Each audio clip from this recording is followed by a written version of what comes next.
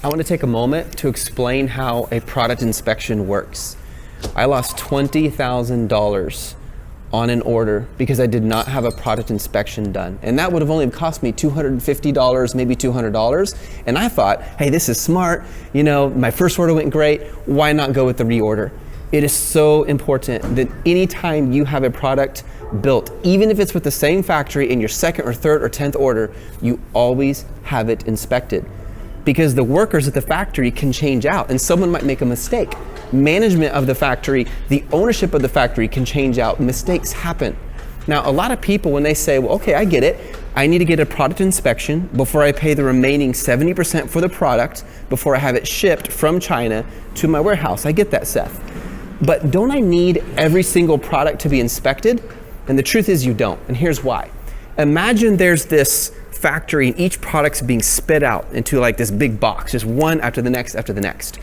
If you have every single product inspected, it becomes a waste of money and time in most situations.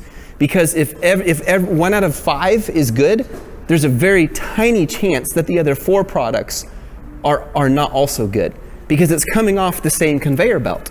So general rule of thumb, it's going to be 20 to 25% of the products are actually inspected. And this is important because when you talk to the person who does the product inspection for you, you're going to tell them exactly what you want them to test. For example, there may be a button, there may be a lever, there may be you may need to pour liquid into it, screw on the cap, turn it over, shake it, and make sure it doesn't leak. They need to know what they're testing it for. And it's better to have a thorough inspection 1 out of every 5 products than to have every single product inspected and have it done in a hurried manner. Now, let's say you're sitting in a warehouse, like the one behind the camera, and you're sitting in a warehouse and you have all these boxes of products.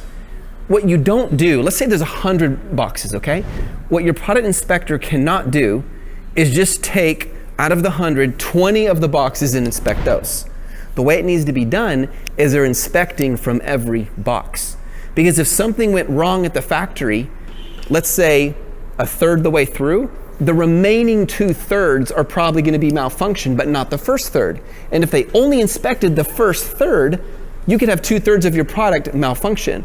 So in other words, it's as if you lined up all the products in the order in which they were produced, and you only had 1 out of every 5 inspected, but not the first 20%, 1 out of every 5 all the way to the end. That ensures a good product.